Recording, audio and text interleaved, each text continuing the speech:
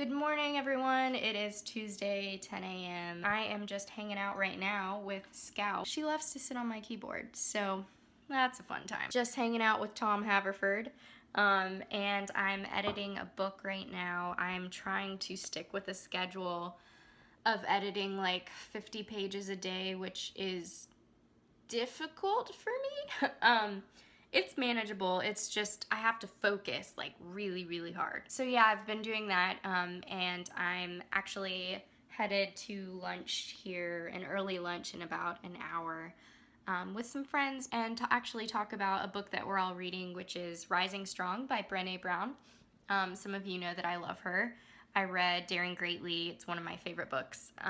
Rising Strong is so good. I'm actually listening to it on Audible, because Brené Brown narrates, and she's so good, like so good. I'm reading The Night Circus right now. I am about, I think like 170 pages in. I'm actually reading this with Katie from Life Between Words and Julie from A Girl in a Book, but we've been just very casually reading it together and talking about what we like and you know, what we don't like. The Night Circus is a long time coming. I feel like a lot of people have told me to read it. A lot of people seem to think that I will love it, and I think they're right. So far, I'm really enjoying it. It reads really fast, and I wasn't expecting that. I've been talking a lot to Julie and Katie about how it's interesting that we all seem to like this book because we're all character-driven readers, and The Night Circus is kind of not really, okay, so it's character driven, but it's not, you don't feel super connected to characters. I don't really care about them necessarily, but I'm so intrigued by them. I'm so fascinated by the story. It's such an eerie, I don't know, it's just such an interesting story. I feel like I don't read books like this very often, and when I do, they're really special, you know? I started thinking, I kind of had this theory that The Night Circus is like a stereogram. Do you remember those images when you're a kid that, I don't know, either they were in books or like, I think of them at the doctor's office or something, those pictures that are super detailed or patterned, and you kind of have to look through them or like relax your eyes a little bit, or cross your eyes or something, and it's sort of like a trickery that happens. You look through it to see a larger image or a different image that you didn't see originally. So all of these little tiny pieces in the image or little patterns work together to make a larger image. And that to me is kind of how I feel about The Night Circus. Like all of the characters, everything that I'm learning so far about this book, and again, I'm only 170 pages in, and there's like 500 pages in my book.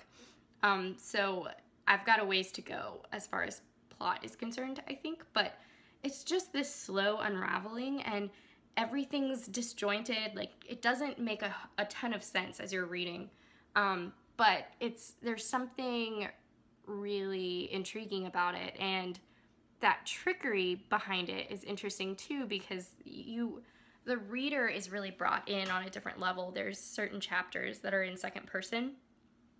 So it's sort of like we're experiencing the circus along with all of these other characters, but it's just, I don't know, I'm really enjoying it. I'm hoping that I continue to keep enjoying it. But anyway, I want to read The Night Circus this week. I want to hopefully wrap it up on the weekend.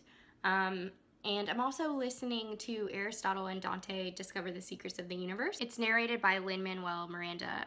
He does an excellent job. I'm really enjoying it so far. It's a little bit cheesier than I was expecting, and I don't know if that's because I'm listening to it on audio, but I really like it. I mean, it's cute and it's fun.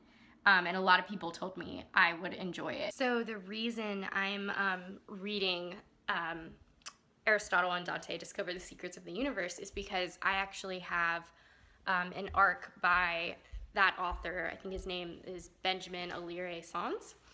So I have an arc that's coming out, let's see,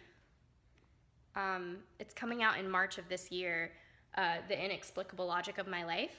And so I wanted to read Aristotle and Dante before I read this one, but I'm really excited about it. So I really need to get to work, but I will check in with you guys soon.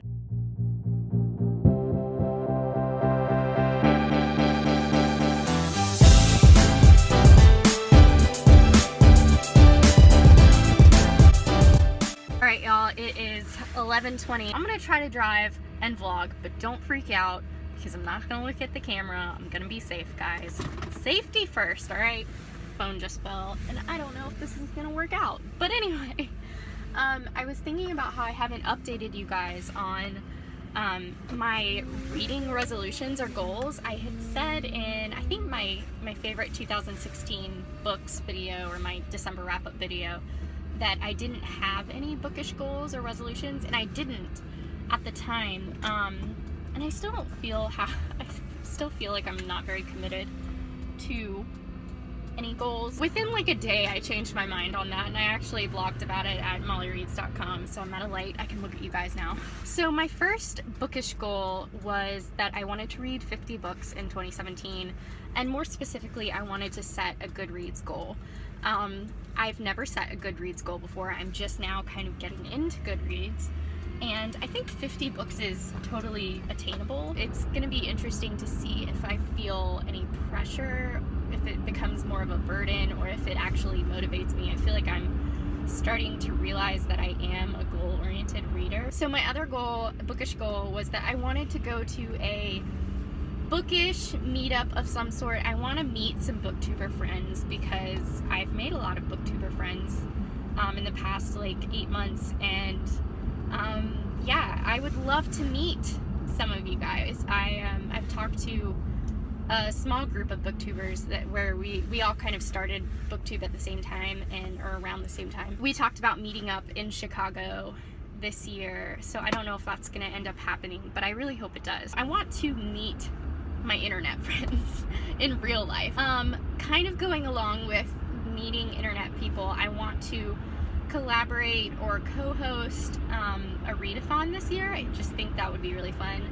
I'm not the best at readathons in terms of like completing all of the challenges or reading a ton of books. I usually like read 1 book in a week, even when I'm pushing myself. So yeah, but I think it would be fun to host a more relaxed readathon. And my last bookish goal is to try to post a book review, like a separate book review, either in blog form or video form, at least once a month. And I know that doesn't seem like a lot. Like, most of you are probably like, what? That's barely anything.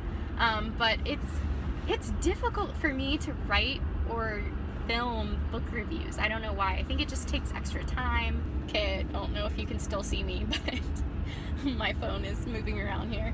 But those are my 4 pretty low-key bookish goals for this year. I think they're pretty attainable. I'm hoping.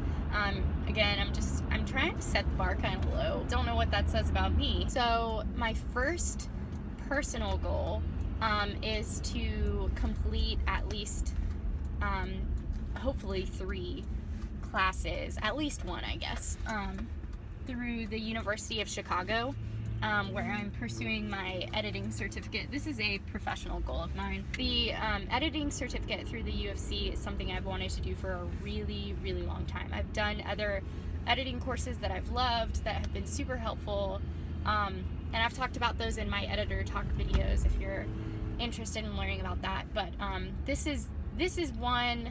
certificate is something I've wanted to do from the beginning, so really excited about that. Another personal goal I have is sort of more of a resolution, and that is to just move and breathe more and do yoga. And that seems like such a cliche resolution, but whatever, it's true. I have pretty bad anxiety, which I've talked about a little bit on my channel, but I've just realized that yoga is something that it's not just something that helps me or is like a nice option for me. It's something that if I don't do it throughout the week, I feel a difference. Not gonna set a certain number of days in a week or anything like that. I have personal plans to do that, but yeah, it's something that I'm really trying to prioritize.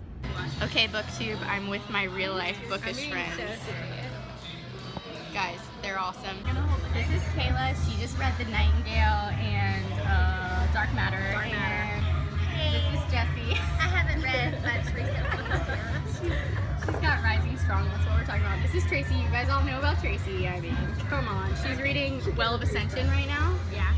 second book in the Miss Ford series. And this is Candace. She just read Nightingale and The Shadow of the Wind, and we're all reading The Night Circus together, and they hate me right now. Hey guys, it's 3:30. I actually went to the coffee shop right next to the restaurant I was at for lunch, and did some work there for a couple hours with my friend Kayla. And I just stopped by the used bookstore before I'm heading home. I know. I really should not buy books that I need to read because my TBR is so large, although that doesn't really bother me that much if I'm being honest. But I am open to buying books physical books that I didn't own.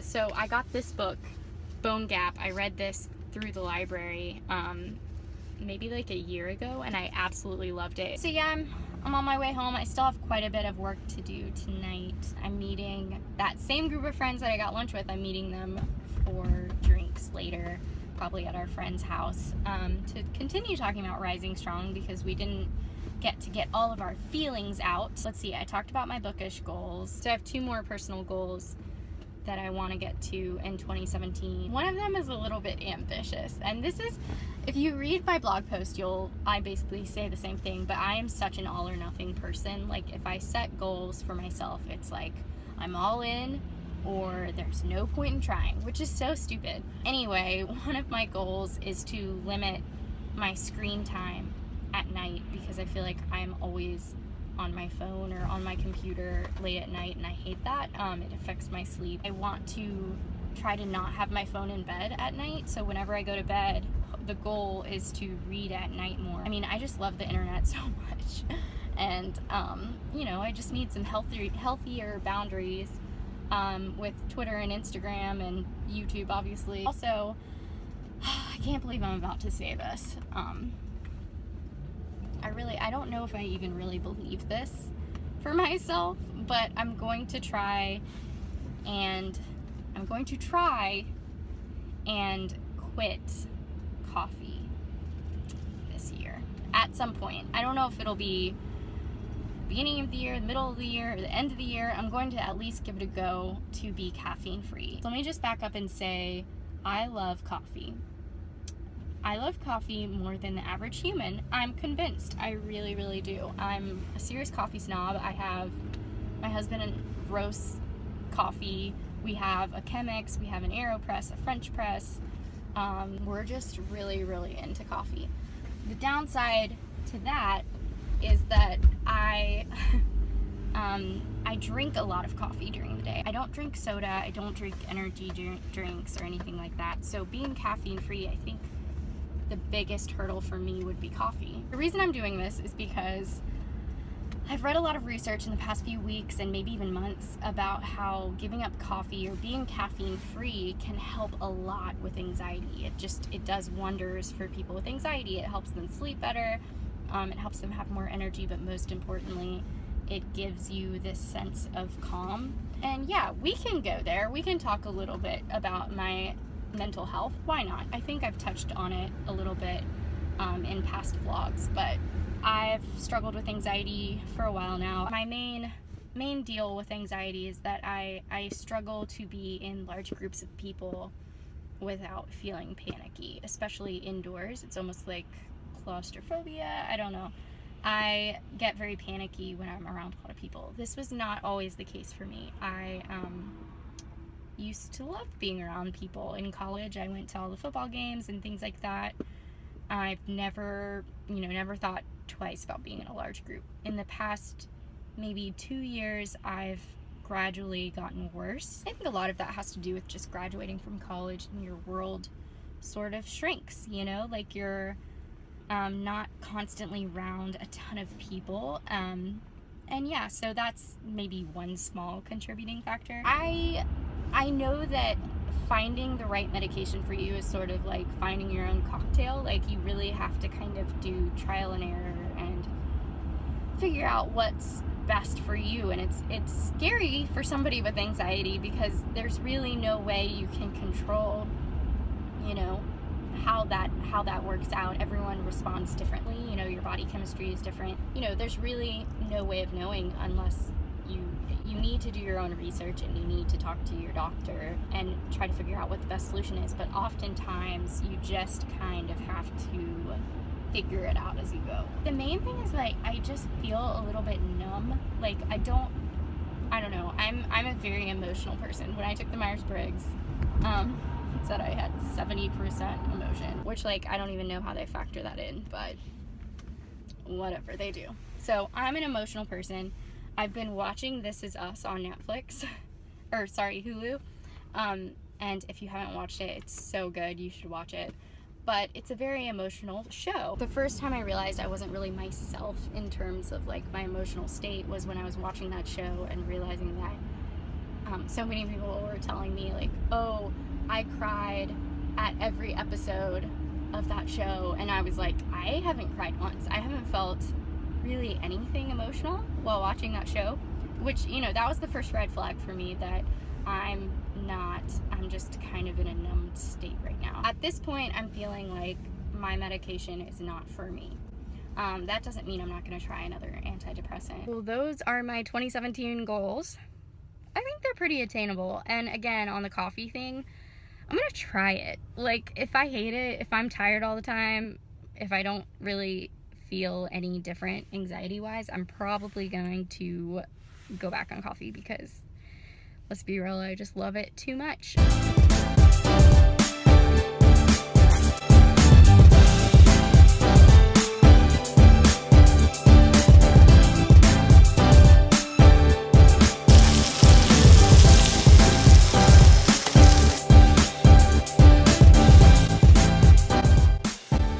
So it's about 7:50 at night, still Tuesday night, and after I've cleaned up from dinner, I've been reading The Night Circus. I actually read about 35 pages, which is nice. I didn't think I would be able to read that much tonight. I'm gonna go grab my coat, put my shoes on, and head over to a friend's house. So I'm hoping to pick this up again tonight, but I don't know what time I'm gonna get home, so it's not really a sure thing, but we'll see. I just wanna say thanks for watching.